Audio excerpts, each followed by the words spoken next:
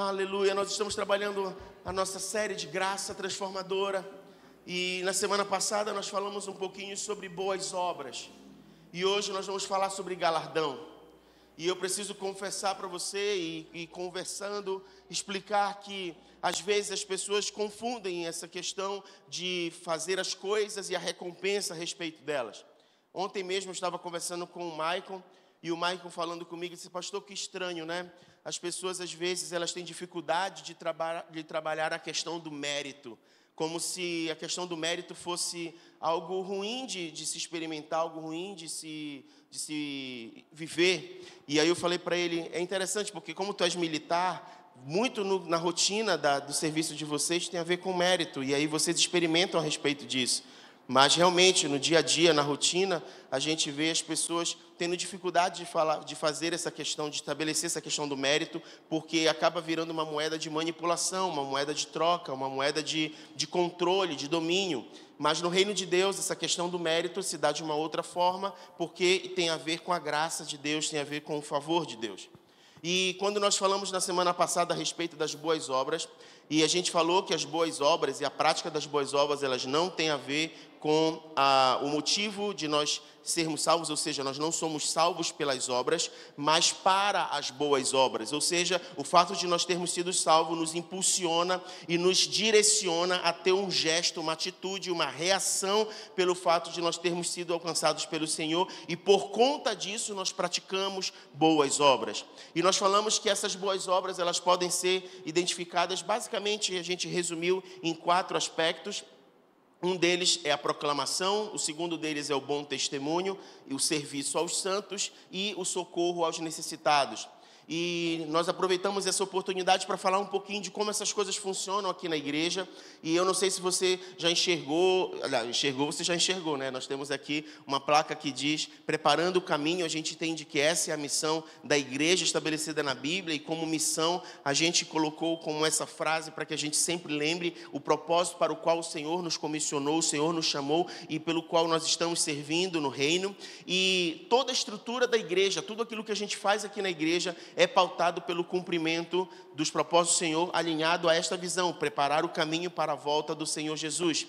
E as boas obras, elas têm a ver exatamente com esse papel da igreja em preparar o caminho, a vida cristã sendo vivida dia a dia. E como proclamação e bom testemunho, a gente desenvolve aqui na igreja algumas oportunidades, por exemplo, na área de ensino e da palavra. Você deve ter percebido que os nossos cultos de domingo, eles carregam essa essência de ensino em relação à palavra, e não apenas no domingo, mas, por exemplo, na terça-feira nós temos o estudo bíblico, as mulheres têm um trabalho com o Clube do Livro, e assim a gente vai trabalhando o discipulado, vai trabalhando o ensino da palavra, e também nós dedicamos um tempo muito grande para a adoração, e a adoração como a oportunidade não só dos louvores, das músicas que a gente entoa aqui reunido, ou da sala de oração que a gente tem às sextas-feiras aqui, mas também a maneira como a gente se porta na presença do Senhor e se prostra na presença dEle, em gratidão. A gente teve agora essa semana o Thanksgiving, né, que é o dia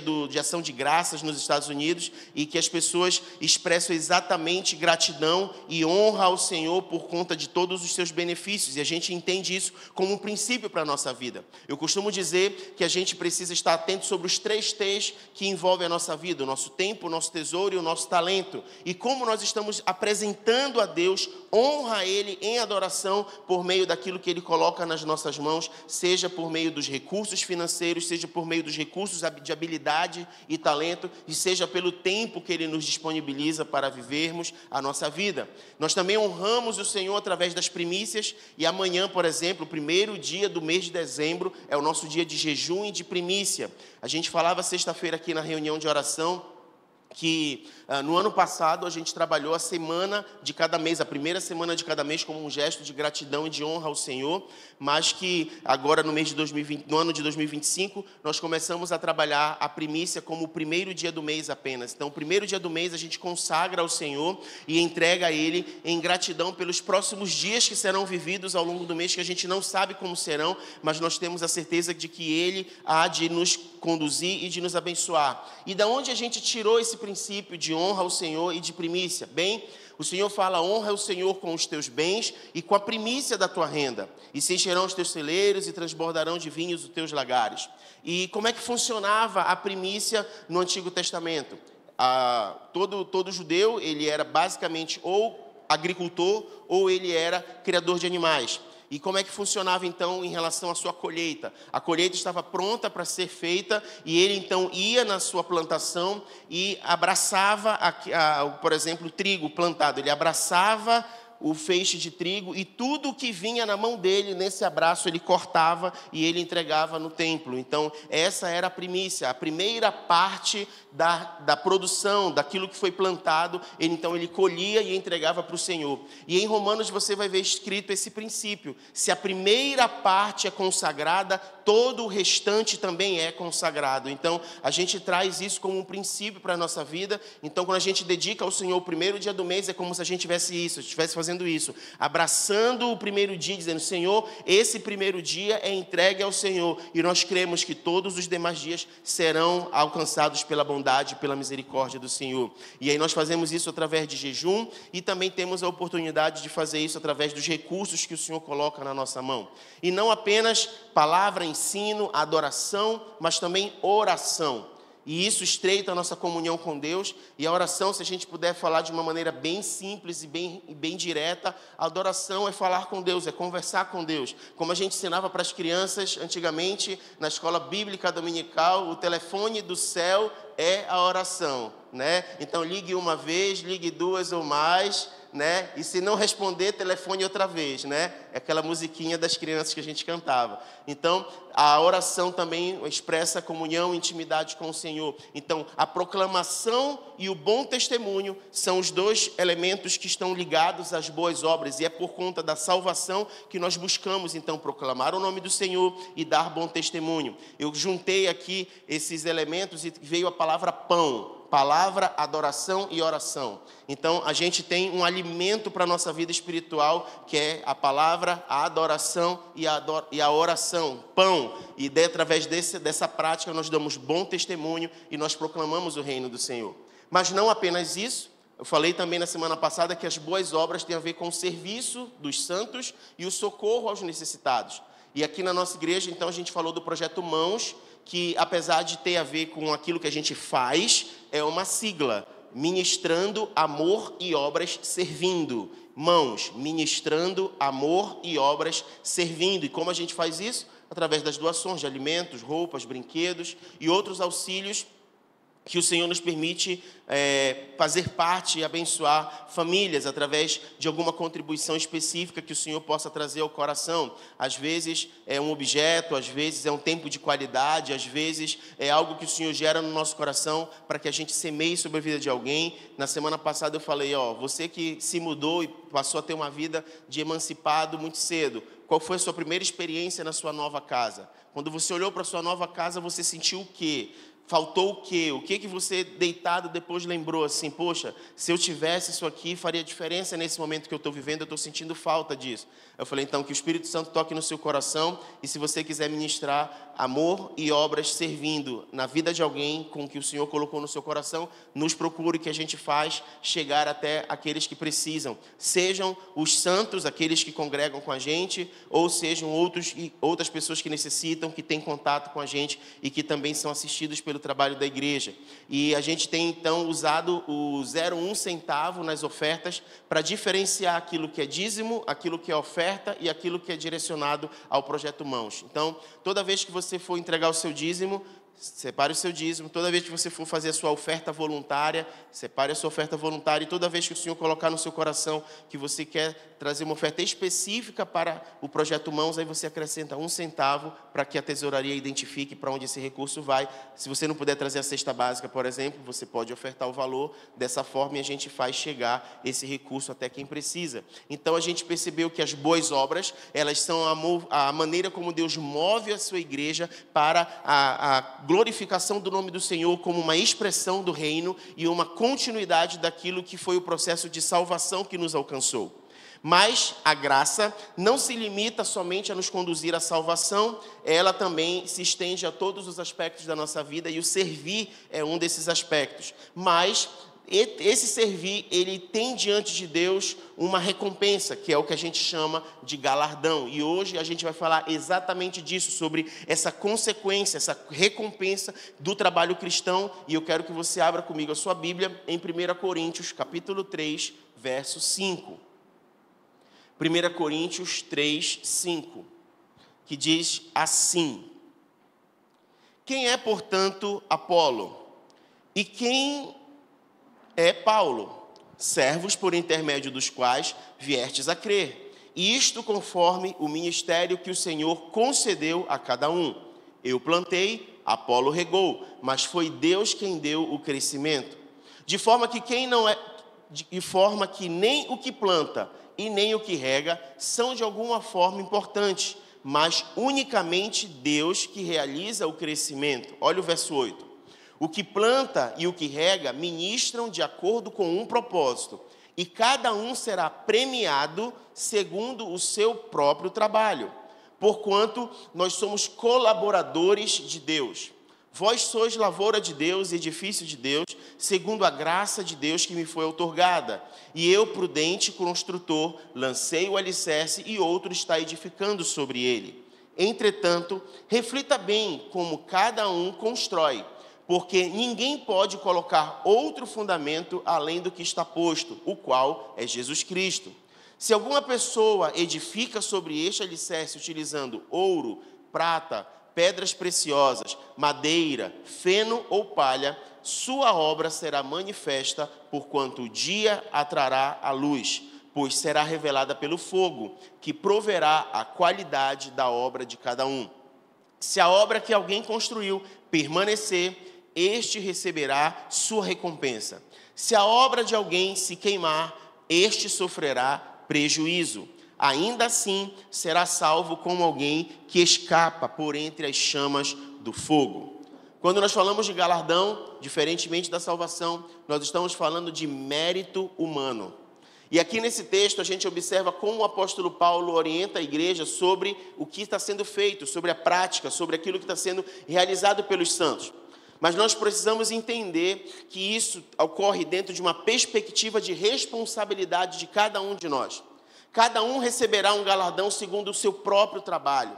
E nesse texto, Paulo explica exatamente a diferença entre a salvação e o galardão. Quando ele diz assim mesmo, existe um fundamento que já foi colocado. Que fundamento é este? Jesus Cristo.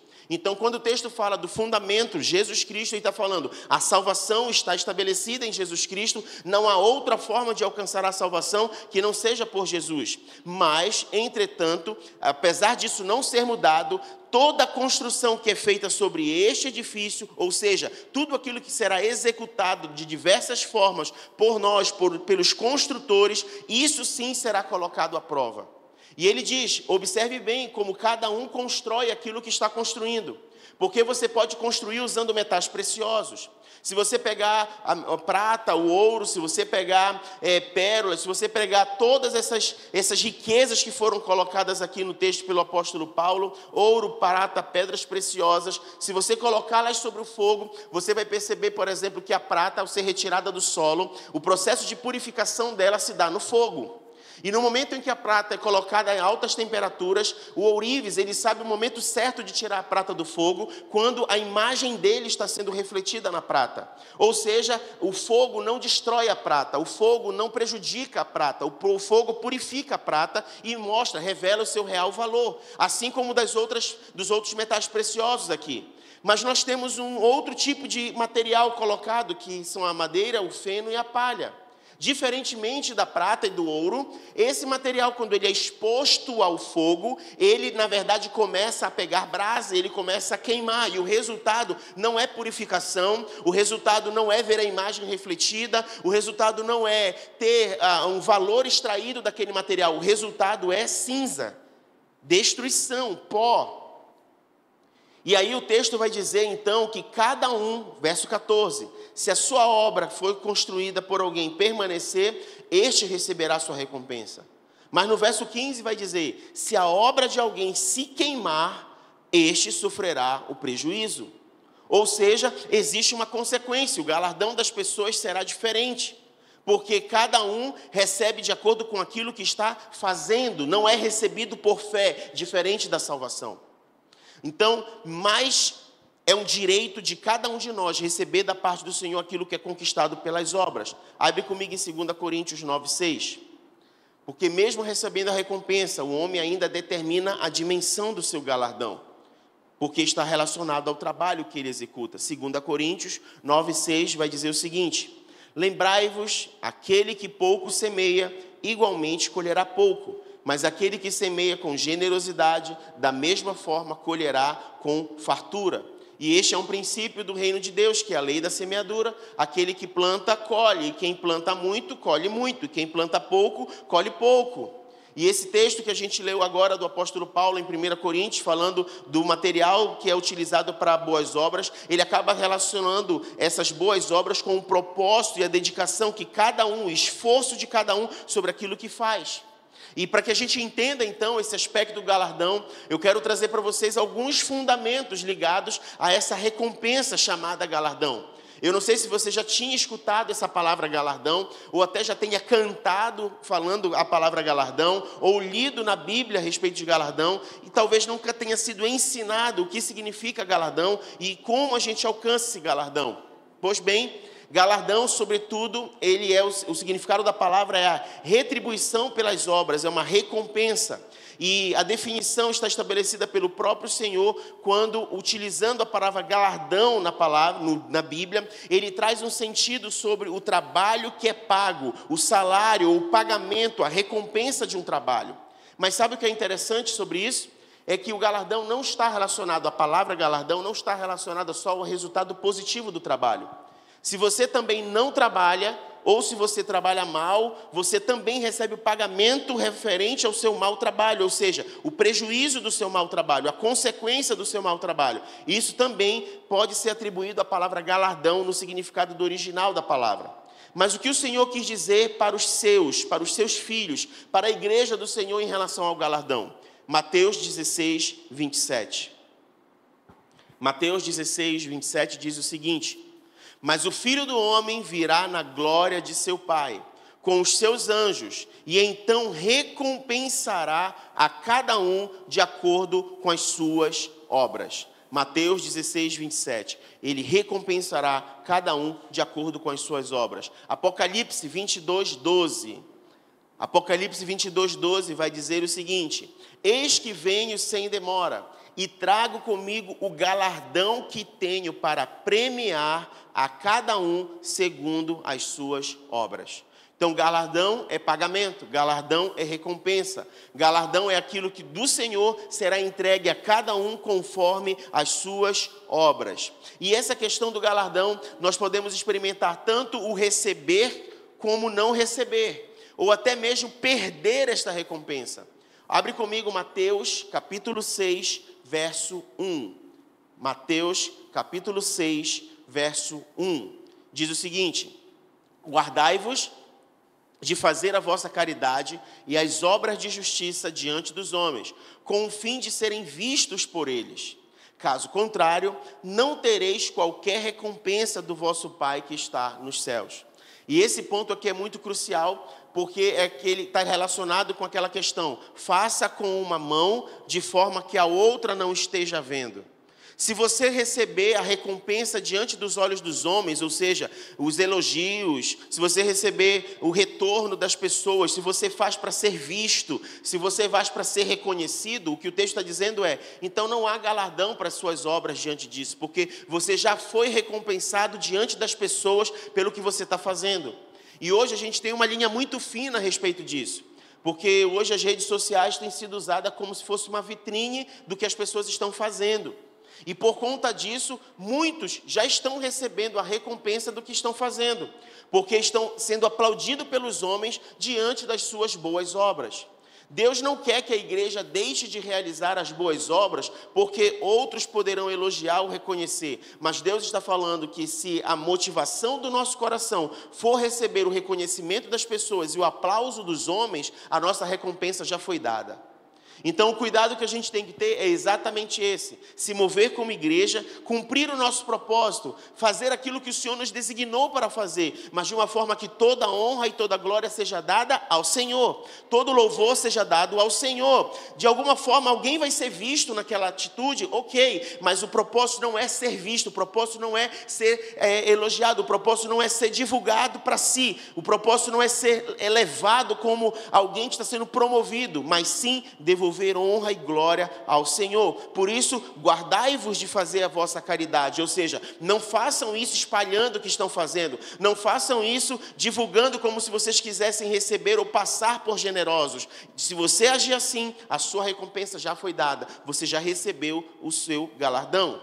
Marcos 9:41 vai dizer o seguinte, Marcos 9:41: com toda certeza vos asseguro, qualquer pessoa que vos der de beber um copo de água, pelo fato de pertencerdes a Cristo, de maneira alguma perderá a sua recompensa. Então, se existe uma afirmação dizendo que alguém que faz um ato de bondade para um cristão, para um servo do Senhor, para um filho do Senhor, jamais perderá sua recompensa, significa dizer que então quando as pessoas agem de maneira desrespeitosa ou elas não se portam adequadamente, desonrando ao Senhor, existe a possibilidade de perder a recompensa, de perder este galardão. Lembrando que cada galardão recebido é pelas obras que a gente realiza. Então, a maneira como o Senhor há de recompensar será individual, de acordo com o que cada um faz e cada um pratica. Mas existe uma dimensão a respeito do galardão. Então, esse aspecto de dimensão tem a ver com o tamanho da recompensa. Eu não sei se você já ouviu algumas pessoas dizendo assim mesmo: toda vez que eu prego Jesus para alguém, alguém aceita Jesus, é como se uma pedrinha fosse colocada na minha coroa lá no céu, né? E como se todo mundo fosse andar de coroa lá no céu, né? Mas a gente acaba esquecendo que essa é uma simbologia sobre a honra que Deus dá de acordo com o cumprimento do bom testemunho, da proclamação do Evangelho e sobre aquilo que a gente pratica aqui na terra. Mas, de fato e efetivamente, a maneira como Deus trata a salvação em si não é mérito nosso. A salvação de alguma vida não é mérito nosso. Nós somos aqueles que estão lançando a rede, nós somos aqueles que estão lançando a semente. É o Espírito Santo que está cumprindo o propósito sobre a vida e o coração de cada um. Mas existe sim uma responsabilidade que é minha e sua e que de fato tem a ver com a nossa boa obra, que é o discipulado. Nós temos nos preocupado muito em missões e evangelização, mas quem está cuidando? Quem está discipulando? Quem está ensinando? Quem está confrontando? Senão as coisas ficam só no campo das ideias, da teoria. Quantas pessoas cospem Bíblia, arrotam Bíblia, citam Bíblia de cabo a rabo. Mas quando você vai olhar os frutos, você vai olhar a árvore para ver os frutos, você não observa frutos consistentes. Porque não se trata de um conhecimento vazio, não se trata de uma experiência subjetiva, se trata de uma experiência de transformação. E essa experiência de transformação é aquilo que o Senhor começa em nós por meio do convencimento do pecado, da justiça e do juízo, que nos leva a uma posição de arrependimento, que nos coloca numa posição de necessitados da graça do Senhor, e aceitando ao Senhor, percorrendo o caminho, nós entramos num processo de crescimento, de discipulado, de amadurecimento. Quantos estão estagnados na porta que abriu porque reconhecem Jesus como um Salvador, mas não trilham o caminho porque não têm Ele como seu Senhor e não vivem uma vida como se estivessem sendo aperfeiçoados de glória em glória, de glória em glória, de glória em glória. Então, o galardão que a gente vai receber tem a ver com aquilo que a gente proclama, mas também tem a ver com aquilo que a gente discipula, com aquilo que a gente faz, com o atendimento, com o socorro, com a assistência, com aquilo que a gente pratica em relação ao nosso irmão em Cristo e aos necessitados também. E a gente acabou concentrando os necessitados muito com as pessoas carentes financeiramente, carentes de algum recurso, mas a gente esquece que muitos estão carentes de ensino da palavra, muitos estão carentes de um bom testemunho, de um bom exemplo, muitos estão carentes sobre um modelo de vida a ser vivido nesta terra, de pessoas que sejam inspiração para outras, pessoas que me levem a crescer na minha caminhada cristã. E como será então a dimensão desse galardão, o tamanho dessa recompensa? Lucas 6,35. A Bíblia fala a respeito do tamanho desse galardão. Lucas 6,35 vai dizer: concluindo, amai os vossos inimigos, fazei o bem e emprestai, sem se desesperar por receber de volta. Então, sendo assim, grande será o vosso prêmio, e sereis filho do Altíssimo, porquanto Ele é bondoso, até mesmo para com os ingratos e os ímpios. Faça o bem, não espere nada em troca. Agindo assim, o vosso prêmio será grande diante do Senhor. Hebreus 10:35. Hebreus 10:35. Portanto, não abandoneis a vossa confiança, pois nela há grandioso galardão. Não abandoneis a vossa confiança. Essa confiança é aquilo que a Letícia estava falando no começo, enquanto a gente orava, a questão de a nossa vida estar diante do Senhor. De fato nós termos algo estabelecido que não nos abala. Quando a gente pensa sobre construir a nossa vida numa rocha inabalável, a gente está falando exatamente disso. Numa construção em que nada pode nos atingir. Eu sei que a gente está acostumado a pensar naquela ilustração do homem que construiu a sua casa sobre a rocha e aquele que construiu sobre a areia. E a gente fica imaginando então uma praia com a areia e pessoas construindo em cima da areia. E aí depois a gente fica imaginando um penhasco ou uma rocha bem grande, mesmo que no litoral, e pessoas construindo a sua casa em cima dessa rocha. Mas deixa eu dizer para você, a ilustração correta não é essa. A ilustração correta é que toda vez que você vai construir uma casa, você precisa cavar para estabelecer um fundamento. E a terra, ela é feita por camadas. E existem camadas mais superficiais e camadas mais profundas. E toda vez que você precisa, então, fazer o alicerce de uma casa, você precisa encontrar um solo firme para que o alicerce seja bem fundamentado. Então, quando o texto diz, aquele que constrói sua casa sobre areia, vem a tempestade e derruba, está dizendo de uma pessoa preguiçosa, que olhou o terreno, não teve o trabalho de escavar, não teve o trabalho de analisar o solo, e simplesmente começou a botar a marcação, colocar as coisas em cima e erguer a casa. E por mais que ela pareça firme, por mais que ela pareça segura, significa dizer que os ventos podem bater sobre esta casa e ela vai cair, porque não tem raiz, não tem sustentação, não tem alicerce, ela está feita em cima da areia.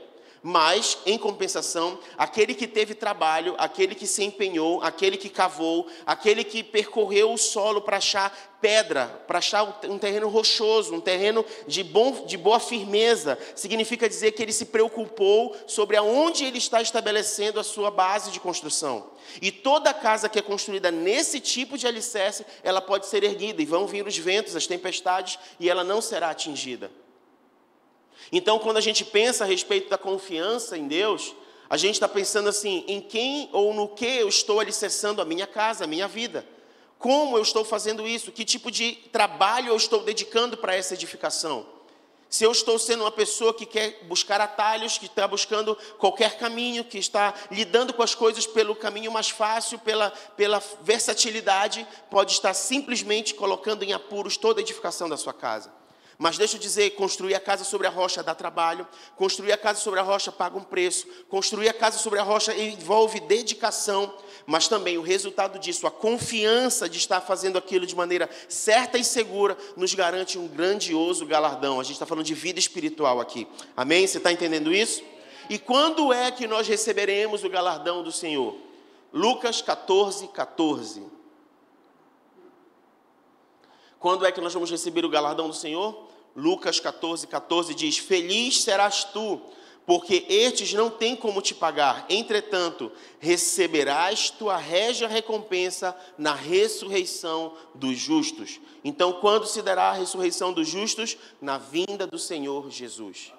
Então nós iremos receber a nossa recompensa quando o Senhor vier buscar a sua igreja. Quando nós todos formos ressuscitados, nós iremos receber a nossa recompensa. O apóstolo Paulo chegou a dizer, né? Primeiro os mortos em Cristo ressuscitarão, depois nós os vivos nos uniremos com eles e nos encontraremos com o Senhor nas alturas, entre as nuvens. Então reinaremos e governaremos com o Senhor e viveremos com Ele para sempre. Então a gente está falando sobre nesse momento de reinar com o Senhor, recebermos a nossa recompensa, recebermos o nosso galardão, recebermos aquilo que é presente do Senhor com relação à nossa vida. Agora deixa eu dizer uma coisa para você, galardão tem a ver com fidelidade. E aí eu quero que você abra sua Bíblia comigo.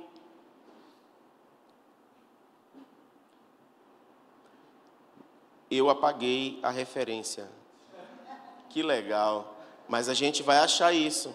Abre comigo aí, os universitários de plantão, aquela parábola de Jesus falando sobre os trabalhadores que ele saiu convidando para trabalhar na vinha dele.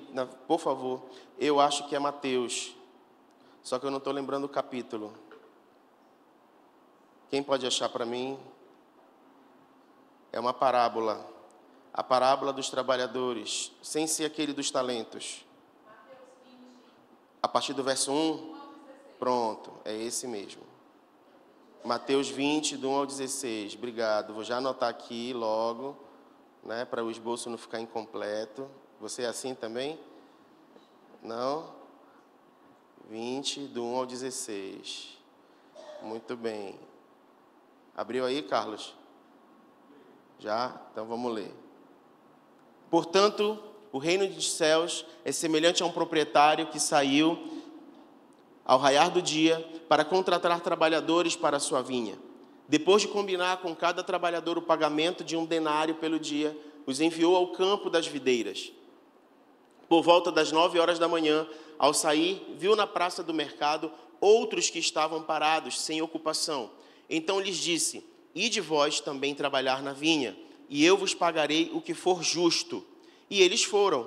Tendo saído outra vez, próximo do meio-dia, das 3 da tarde, agiu da mesma maneira. Ao sair novamente, agora em torno das 5 horas da tarde, encontrou outros que estavam sem trabalho e indagou deles: por qual motivo estiverdes aqui desocupado o dia todo? E eles informaram: porque não houve alguém que nos contratasse. Então lhes falou: ide igualmente vós para o campo das videiras.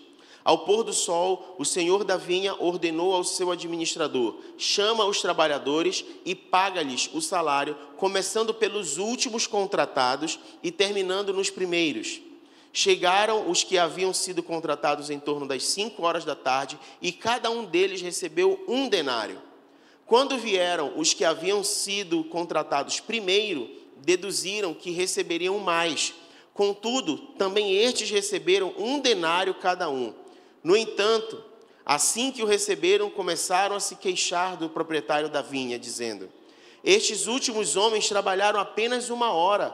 Apesar disso, o Senhor os igualou a nós, que suportamos o peso do trabalho e o calor do dia. Mas o dono da vinha, explicando, falou a um deles: amigo, não estou sendo injusto contigo. Não combinamos que te pagaria 1 denário pelo dia de trabalho? Sendo assim, toma o que é teu e vai-te, pois é o meu desejo dar a este último tanto quanto te dei. Porventura, não me é permitido fazer o que quero do que é meu? Ou manifestas tua inveja porque eu sou generoso?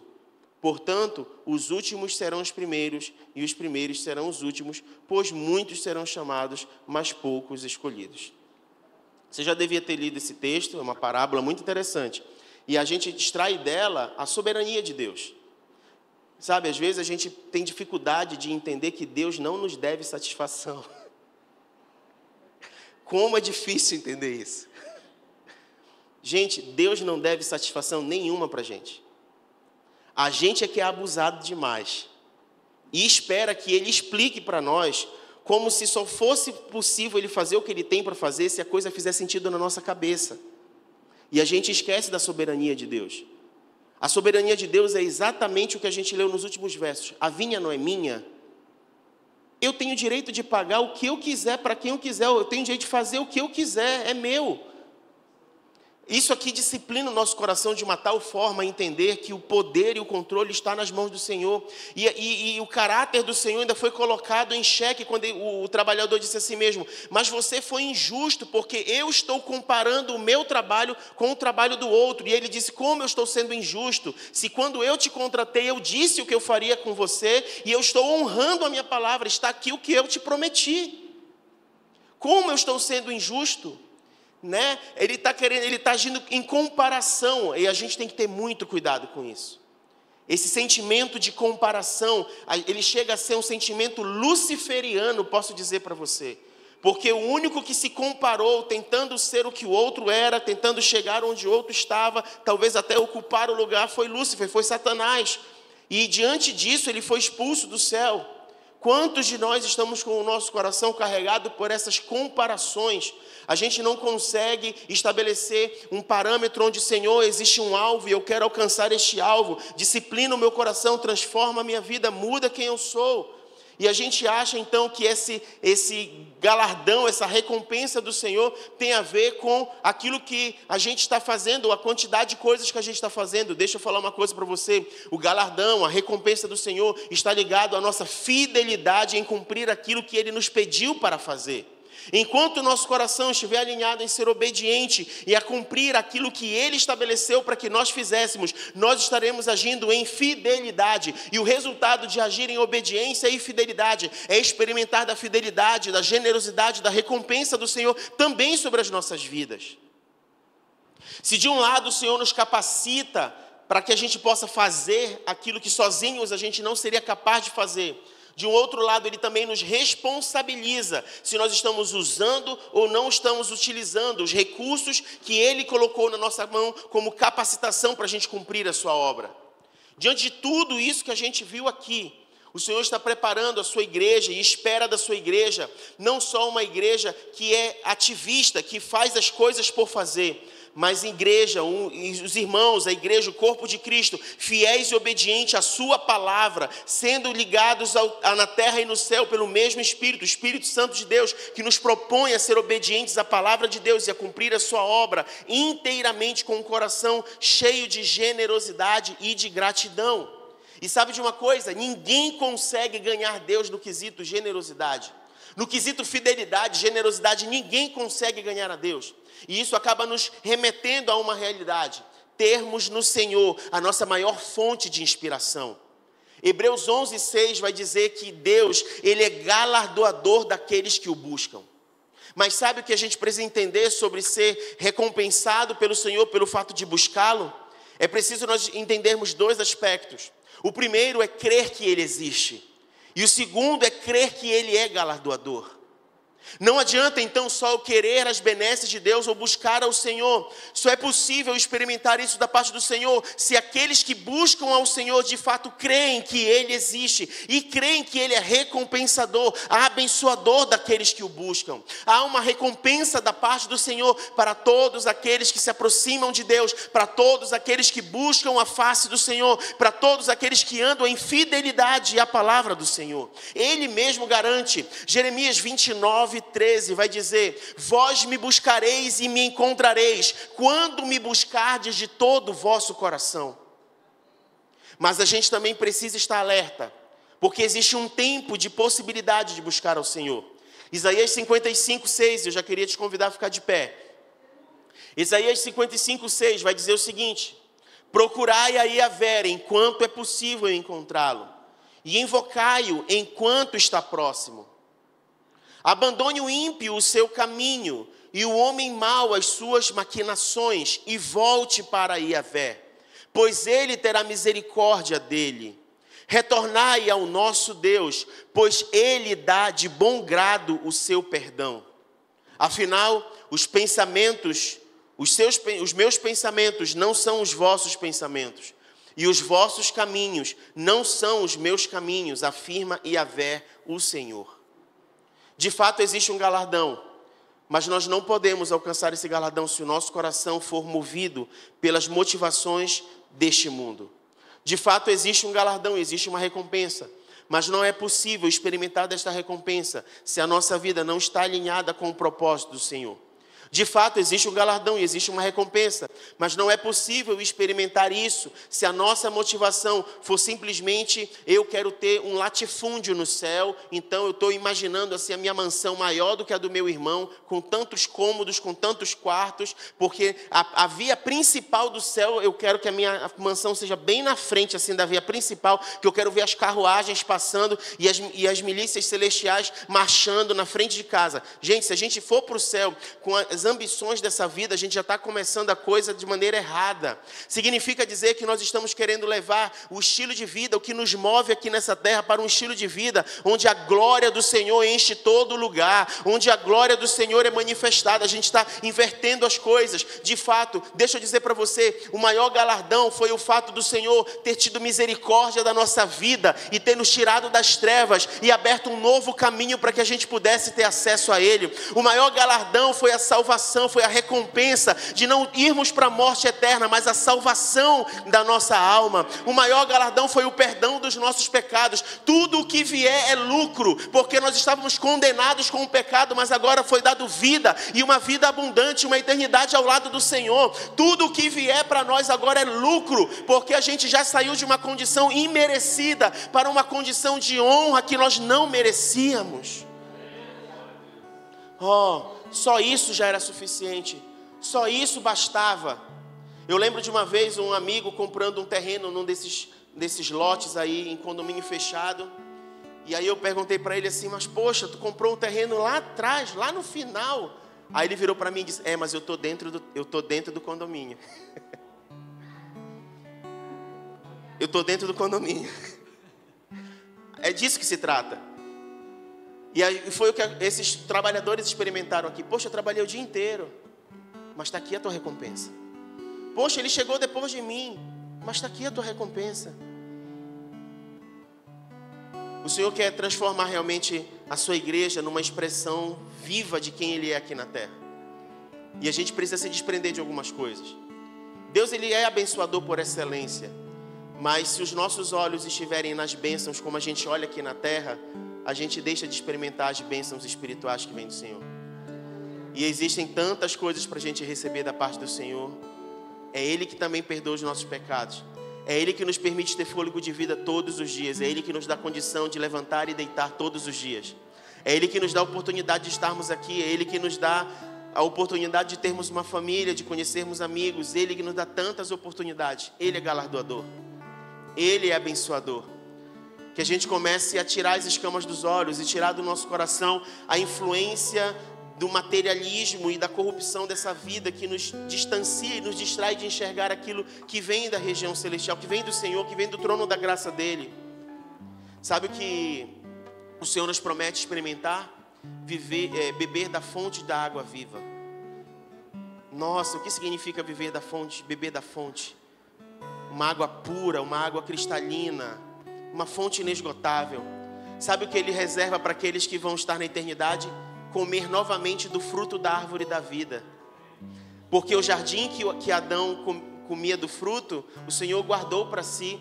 Mas quando você vai para o Apocalipse, Ele diz que esse jardim vai estar disponível para nós. Nós vamos poder voltar a comer do fruto da árvore da vida, que Adão comeu, a humanidade inteira deixou de comer, e aqueles que estão salvos em Jesus poderão comer em toda a eternidade, experimentar da árvore da vida. Que coisa tremenda. E a serpente não vai estar lá para botar coisa na minhoca na cabeça de ninguém. Como a gente está enxergando o nosso galardão? Como nós estamos enxergando as bênçãos do Senhor? De fato, tem coisas que se a gente olhar, a gente vai ter dificuldade de enxergar. Muitas pessoas que passam por traumas se perguntam onde Deus estava quando eu passei por isso, quando eu passei por aquilo. Mas eu posso dizer com certeza, Deus estava se manifestando de alguma forma. Ele estava ali de algum lugar. Para Sadraque, Mesaque e Abednego era o quarto homem que estava na fornalha. Para Daniel era só o leão com a boca fechada. Ele estava no meio do perigo, ele estava na cova dos leões. Só o leão de boca fechada já era a manifestação da presença de Deus ali. Às vezes a gente só precisa saber enxergar, saber discernir. Mas se o nosso coração não estiver atento, a gente vai estar olhando da maneira errada, no lugar errado. Existe um galardão do Senhor ligado àquilo que a gente está vivendo aqui na terra. E eu não sou capaz de fazer isso por você, só Ele é capaz de fazer. Eu queria te convidar a fechar os teus olhos agora e começar a falar com o Senhor a respeito disso. Começar a apresentar para o Senhor a sua vida e começar a avaliar como você tem se movido em relação à obediência à palavra do Senhor. Como você tem se movido em relação ao cumprimento dos propósitos do Senhor em proclamar o Evangelho de Cristo Jesus. Como você tem vivido e se portado com relação ao bom testemunho. Como você tem vivido e se portado com relação à assistência, ao atendimento, à prestação aos irmãos que precisam, aos necessitados. Como você tem se colocado, qual tem sido a sua motivação. E diante do que a gente aprendeu hoje, da recompensa que vem do Senhor, que o Senhor possa honrar o nome dEle na sua vida e que você possa se alinhar a esse propósito. Fale com o Senhor agora, ore a respeito disso agora, enquanto nós somos ministrados com uma canção, que o Senhor possa falar aos nossos corações nesse dia, em nome de Jesus.